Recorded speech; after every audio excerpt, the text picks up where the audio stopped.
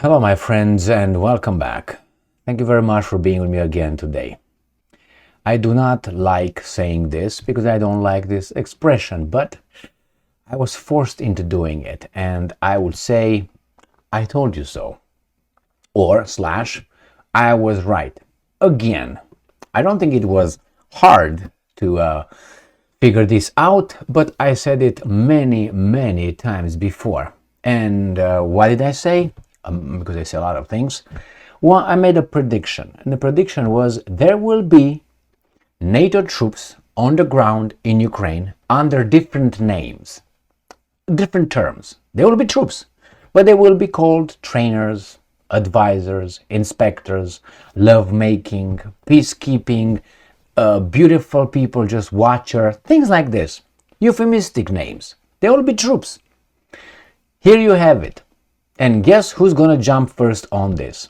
Again, UK. I don't understand this one. Maybe a lot of my friends got upset with me making a statement in one of my videos today about asking, it was about Kosovo, it was about Serbia, why the UK is, I would say, almost always the first to intervene militarily somewhere where NATO is, like peace keeping troops, or intervention. They beef up NATO and all. Why is that? Nevertheless, UK will send troops in Ukraine under euphemistic names. Now, I made a video on the 28th, and this is the video I made. Zelensky-Stein coincidence. Who is the new UK Defense Secretary? Because that's the guy who will say there will be British troops on the ground doing something, euphemistically. And we all believe them because they found the weapons of mass destruction in Iraq. And they said they have them. They told us that they have them. They know where they're at. North, south, east, west. But they are over there somewhere. They're mobile. So, remember, in a time of deceit, telling the truth is a revolutionary act. I looked for this Secretary of Defense, the new Secretary of Defense, because Wallace was kicked out. Because he dared to tell the Zelensky-Stein to show more gratitude for receiving weapons from these countries, which is accurate. And he didn't get fired. He was told he has to go. And he said, well, I'm out of politics. That means he hit a big wall. He was like, I'm going up, and boom, dead, gone. The same as it happened with the Ukrainian ambassador to Great Britain. Again, he made a comment regarding the same statement by Ben Wallace, then the Secretary of Defense Secretary of Great Britain, about Zelensky. He got fired by Zelensky. You can't criticize the boss, because in a democracy and free speech, you are allowed to, but hey. So, let me show you the article I'm going to discuss today. Now, you can say, well, this comes from Russia Today, not trustworthy. Well, we work with the agents that we got, okay? If you bring more agents, we're gonna, have a bigger pool to pick from. Just kidding. So, British Defense Chief, the same guy, right? The same guy, right there. Grant Shapps. I would like you to go into Grant Shapps Wikipedia and go to his early life. Or, something like personal life, and you're going to find something that Zelensky-Stein with it's just a coincidence. You watched the video I made, I'm not going to go over that again. Just a coincidence. Do not think of anything else, okay? Do not even think of anything else. British Defense Chief wants to send UK troops to Ukraine. Oy vey, let me break my clothes here. Grant Shapps sees an quote-unquote opportunity for London to quote-unquote bring more things into Ukraine. Why is he seeing it only now? After a year and a half, more than a year and a half. Why only now? He's the only visionary? My friends, this guy's Blinken is another Zelensky-Stein. He's the foreign minister Secretary of State of the United States of America. These guys determine Reznikov, another Zelensky Stein. He was the defense minister of Ukraine, appointed by Zelensky Stein Zelensky. Just a coincidence. I don't hear any Romanian or any, Mexican or any, African American being in a position like this. Or, Indian. Don't give me Sunak. Sunak is just over there to be over there, just to, Anyway, the newly appointed Defense Secretary, Grant Shapps, has unveiled ongoing discussions about expanding the UK-led training program for Ukrainian troops and potentially relocating British instructors into the country itself, as well as offering Kiev unspecified naval support in the Black Sea. I said about the naval support, I said it. What they say? That the Royal Navy, remember I was making fun of these guys, they will go and protect the vessels. From Great Britain, they will come straight into the Black Sea and they will protect. They will protect. My friend, and I'm quoting, I was talking today about eventually getting the training brought closer and actually into Ukraine as well. Shapps told the Telegraph after a visit to a Salisbury Plain training ground on Friday. They apply the same infantile, that works, method of telling us the decision has been made. The decision has been made months ago, maybe years ago. They just follow a script, and the script goes like this. They just mention it. I was just wondering, maybe possibly we can, I was just thinking, it just crossed my mind. That's the first thing, and people say, oh no, and let it sit for a while, like 2 days, and then a veteran or a former colonel or general from the UK, something closely related to NATO, comes and said, well, it wouldn't be bad. It's not a red line. Why not, actually? And because he's a retired, he's not speaking in the name on official capacity. And you have a few experts and analysts. They're going to come and tell us, actually, that's a very good idea. That would save the British taxpayer this amount of money. We're going to do this, we're going to do this. It's just fine, and it's nothing. That will be no escalation. Promise. Cross my heart. Hope to die never. All right. So during his trip, his trip to Kiev earlier this week, the new defense chief, who got his post in a government reshuffle a month ago, apparently saw an opportunity, quote unquote, to bring more things in country. Shapps explained he meant not just training, but also weapons manufacturing, as he praised the British arms giant BAE Systems for its plans to localize in Ukraine. So far I learned two things I did not know. I didn't know about the Rheinmetall in Germany. I didn't know that was the biggest arms manufacturing company. Now I know. And I didn't know the BAE Systems is probably the biggest in Great Britain. I'm assuming is a giant, right? All right. So now I know BAE. I have to encrust it on my brain. And I'm quoting, I'm keen to see other British companies do their bit as well by doing the same thing. So I think there will be a move to get more training and production in the country, he added. In his discussions with Ukrainian president, it's so funny when I read Zelensky, okay. Shapps also reports, Shapstein, that's what I'm going to call him, Shapstein. Shapstein also reportedly said that the British Navy could play a role in defending I said that, didn't I? I said, defending commercial vessels in the Black Sea, according to the Telegraph. I said that when the Russians withdrew from that garbage Black Sea grain agreement where they were losing and everybody else was happy, I said in that, and what's going to be, I said the Royal Navy? Yes, the Royal Navy. And what they say? They will be shot at. How do I know these things? It's not that I have a crystal ball. I have this ball and two big ones underneath here in the drawer. Okay? So, These guys have done these things before. These things have been done, are going to be done in the future. Why? Because a war is a war, and you take each and every chance, opportunity to win it, and show that you're the good guy, and portray the enemy as being only the evil guy. Always been done like this. In the past, I don't know if it was quite like that. It was more in your face. Right now, it became a little bit more weaselish. All this little, we are the good, everybody is the bad, and we never committed a crime. Before, they didn't bother to say, well, we went over there and we destroyed the whole city and we burned it and we got all the ladies and we talked to them closely. They didn't bother to say that. They will give you the numbers. But now, no, we become a little bit more civilized, meaning we don't say it. Got the key thing?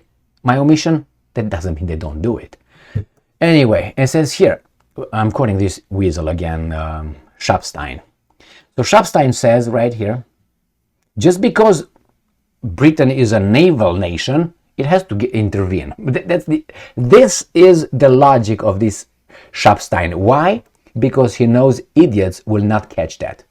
And I'm quoting, Britain is a naval nation, so naturally we can help and we can advise, particularly since the water is international water. Sure, certainly, he said, without elaborating what kind of help he offered Zelensky. I can tell you, they will bring troops over there, training and advisors, and in the Black Sea they will use the Royal Navy, as I said, just to go around and protect, just like they did it in the Suez Canal. All right, that's all. That's all they do. Nothing else. All right, nothing. My God. The UK military conducted an official operation to train and arm Ukrainian troops since 2015, which has since shifted out of the country. British Royal Marines also conducted several high-risk, discreet operations in Ukraine last year, according to one general. But officially, London never admitted to having any significant is relative to what you compare to. Second World War? Vietnam War? Significant means what? Let's say 5 years of action. Let's say it's significant would be about, I don't know, no significant. 5 months would be almost significant. No, significant. So 4 months. So 4 months. How many bombs did they use then? Let's say significant would be what? A few hundreds?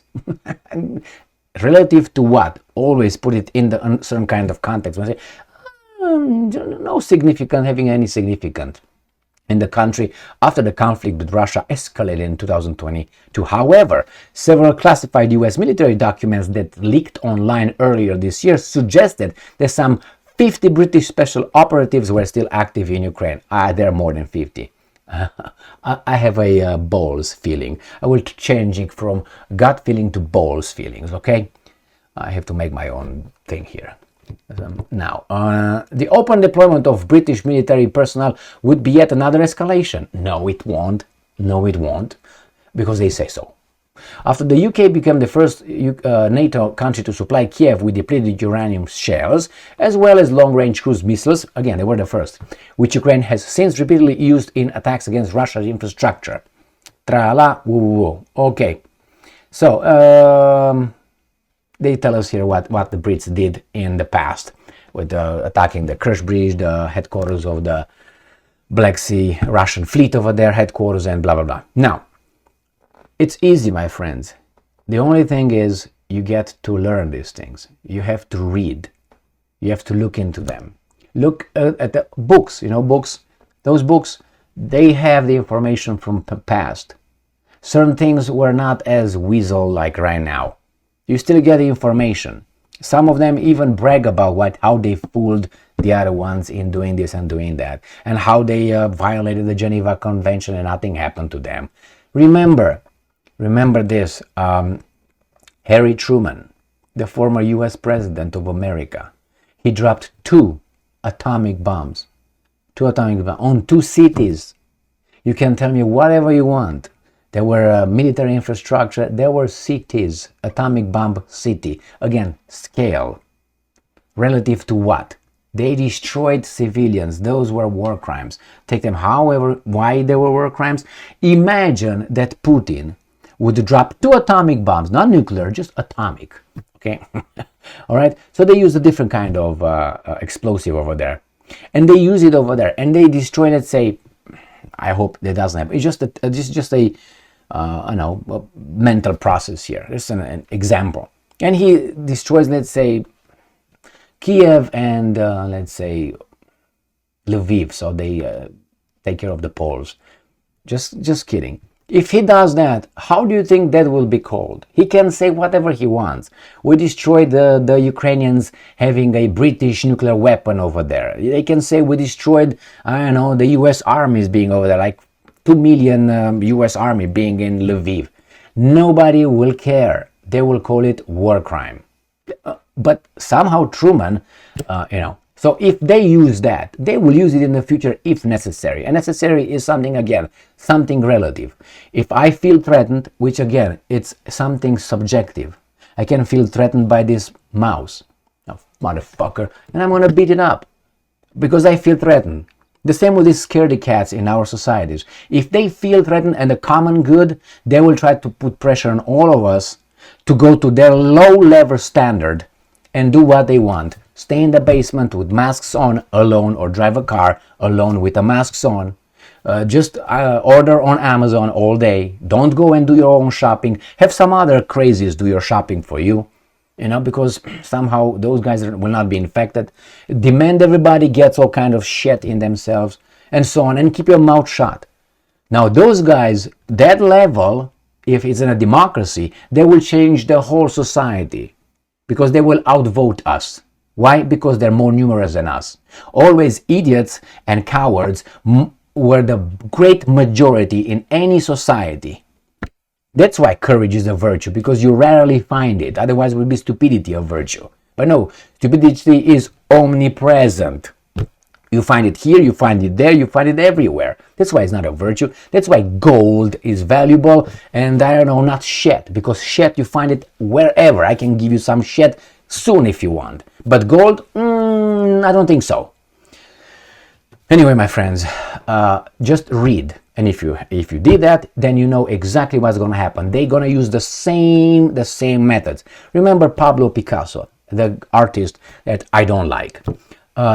But I read about him because I like knowing about important things or things in general, so I know what I'm talking about. So Pablo Picasso went to a cave and visited those cave paintings, the rupestre, blah, blah, blah. So they went over there, he saw the cave paintings, and when he got out, supposedly, reportedly, he said, we artists, or human race, did not learn anything. We didn't advance at all. Comparing what these guys were doing now with the art, compared with what those guys were doing in the caves. So the same with these guys in the war. They haven't learned anything. They do the same things they did 20 years ago, 40 years ago, 6 years ago, 1,000 years ago. Why? Because the war is the same. You, okay? That's what it is, my friends. That's why it's not hard. If you just study a war and you see what kind of methods they employed, you're gonna find it in next wars with a different flavor, different actors, different flavor, different time, different weather, and so on. But you need to read. We need to read. We need to know, because if we know, then you can have a Stepstein or whatever his name is, or Zelensky Stein, to come and tell us that oy vey, no, or Blinken and others. But hey, they don't focus on us unless we become too numerous. When we become too numerous and we start speaking the truth, then we become very dangerous, and then they will really ramp up their idiotic machine to take care of some of us. That happened in the past. Again, if you look in the past, you're gonna be able to predict the future. The same methods, different people, different context. Tyrants, we're all tyrants inside. More or less. More or less. It's just the opportunity. It's the opportunity. When the opportunity presents itself, then you realize who you are, how much you got in you. Until then, you can just stay with a soybean latte over there and be a philosopher. No, I'm not going to do this. No, no, no, no, no. And you see a cockroach creeping in and you jump on the lamp because you're so tough. Thank you very much for being with me again today. Stay strong, stay smart, look for the truth, and be just.